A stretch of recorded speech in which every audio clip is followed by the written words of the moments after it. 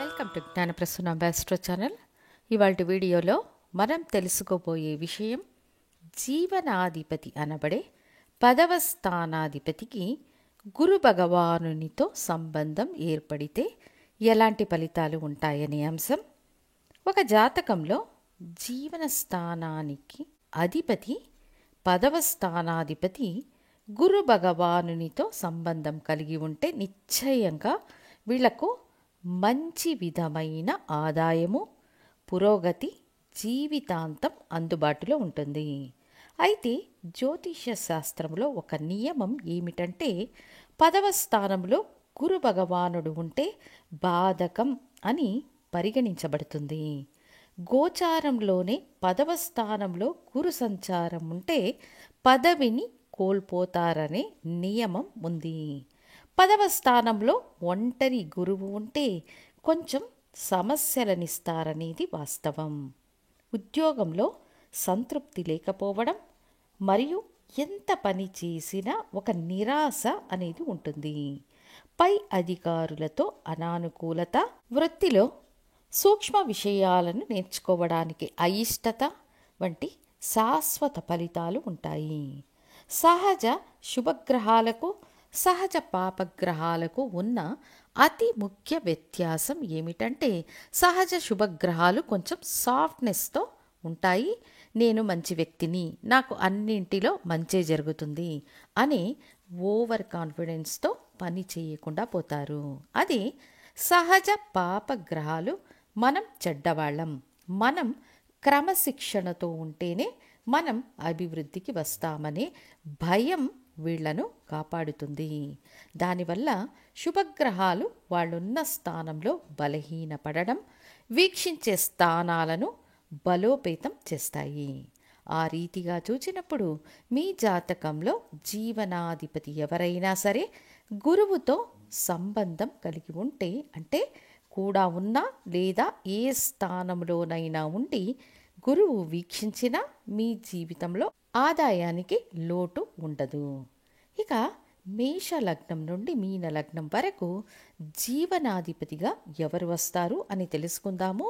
అయితే కొన్ని లగ్నాలకు గురువే జీవన స్థానాధిపతిగా వస్తారనేది వాస్తవం. బట్ అటువంటి సందర్భంలో గురువు 10వ స్థానంలో లేకుండా వేరే ఏదైనా స్థానంలో ఉండి ఆ స్థానాన్ని వీక్షిస్తే మంచి ఫలితాలను ఇస్తారు. ఇక మేష లగ్నానికి 10వ స్థానాధిపతి శని భగవానుడు.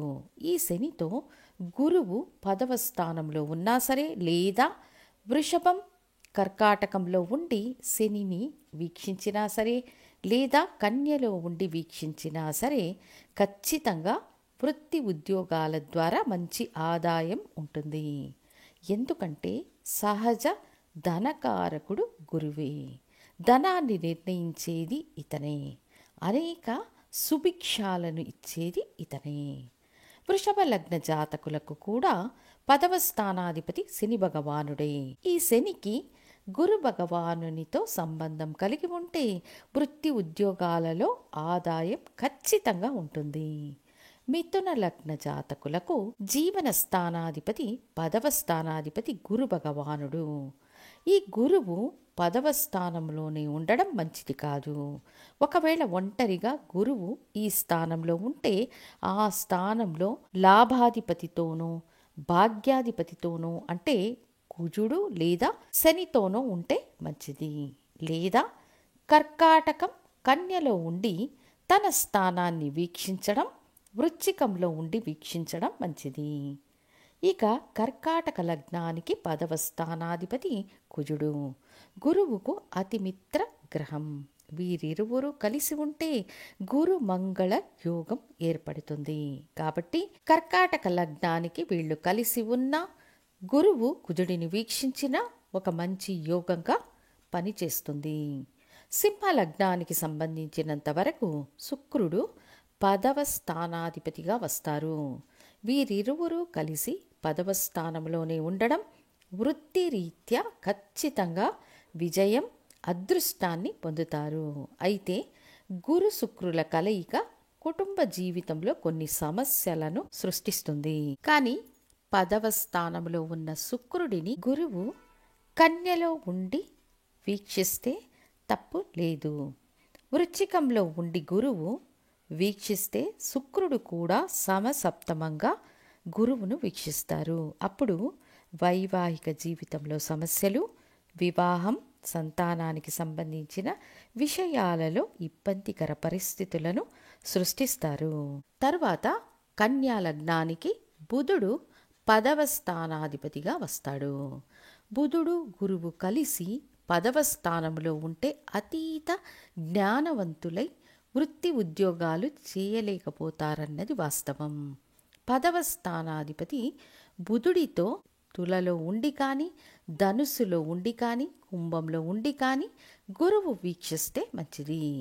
మేధస్సుపరమైన విషయాలు, బ్యాంకింగ్ రంగాలు, ఆర్థిక రంగాలు, జ్యోతిష్యం బోధించడం మొదలైన వాటిలో గొప్ప విజయాన్ని పొందే అవకాశాలు ఏర్పడతాయి.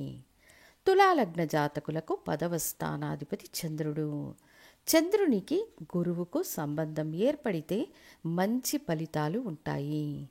గురువు 6వ స్థానాధిపతిగా వస్తారు కాబట్టి ఉద్యోగ స్థానానికి చాలా బలం అనేది ఉంటుంది. క్షీణచంద్రుడైతే అదనంగా మంచి ఫలితాలనిస్తాడు. 10వ స్థానంలో కృష్ణపక్ష చంద్రుడై గురువుతో కలిసి ఉన్నా, వీక్షించిన మంచి ఫలితాలు ఉంటాయి. వృశ్చిక లగ్నానికి 10వ స్థానాధిపతి రవి భగవానుడు. అప్పుడు గురువు రవి కలిసి 10వ స్థానంలోనే ఉన్నప్పుడు శివరాజ యోగమనే యోగం యాక్టివేట్ అవుతుంది. అప్పుడు అధికార పదవులు వెతుక్కుంటూ వస్తాయి. ధనుసులో ఉండి గురువు వీక్షించడం, కుంభంలో ఉండి గురువు వీక్షించడం, మేషంలో ఉండి గురువు వీక్షించడం వల్ల గొప్ప విజయాన్ని సాధిస్తారు. ధనుస్సు లగ్న జాతకులకు 10వ స్థానాధిపతి బుధుడు. లగ్నాధిపతి గురువుకు కొంత వ్యతిరేకత ఉన్న శత్రుగ్రహం కేంద్రాధిపతి, బాధకాధిపతి కావున వీరిరువురూ కలిసి 10వ స్థానంలో కలిసి ఉండడం నెగటివ్ ఫలితాలను ఇస్తుంది. కాబట్టి ఆ వ్యవస్థ తప్ప ఇతర స్థానాల నుండి గురువు వీక్షిస్తే జ్ఞాన సంబంధ విషయాలు, విద్యా సంస్థలు, నేర్చుకున్న విద్య ఇతరులకు బోధించే వృత్తులు, బ్యాంకింగ్ రంగాలు, జ్యోతిష్య వృత్తులు, ఆధ్యాత్మికం వంటి రంగాలలో విజయం సాధించడం వంటివి ఉంటాయి. మకర లగ్న జాతకులకు 10వ స్థానాధిపతి శుక్రుడు. ఈ గురు శుక్రుల సంబంధం వైవాహిక జీవితంలో సమస్యలు, వివాహం, సంతానానికి సంబంధించిన కొన్ని సమస్యలను కలిగిస్తారే కానీ ఆర్థిక రీతిగా ఎటువంటి సమస్యలను సృష్టించరు. 10వ స్థానంలో ఉన్న శుక్రుడిని కుంభంలో ఉండి గురువు వీక్షించిన, మేషంలో ఉండి గురువు వీక్షించిన చాలా మంచిది. కుంభలగ్న జాతకులకు కుజుడు 10వ స్థానాధిపతిగా వస్తారు. ఈ కుజుడికి గురువుతో ఏదో ఒక స్థానరీతిగా సంబంధం ఏర్పడితే గురు మంగళ యోగంగా కన్వర్ట్ అయ్యి మంచి ఫలితాలను ఇస్తుంది. మీన లగ్న జాతకులకు 10వ స్థానాధిపతి గురు భగవానుడే కావున ఒంటరిగా 10వ స్థానంలో ఉండడం కేంద్రాధిపత్య దోషాన్ని కలిగిస్తుంది. కాబట్టి కూడా 9వ స్థానాధిపతి అయిన కుజుడో, 11వ స్థానాధిపతి అయిన శని భగవానుడో ఉండడం అవశ్యం. అంతేకాక మేషంలో ఉండి గురువు తన స్థానాన్ని వీక్షించడం, మిథునంలో ఉండి వీక్షించడం, సింహంలో ఉండి వీక్షించిన మీన లగ్న జాతకులకు అత్యుత్తమ ఫలితాలు ఉంటాయి.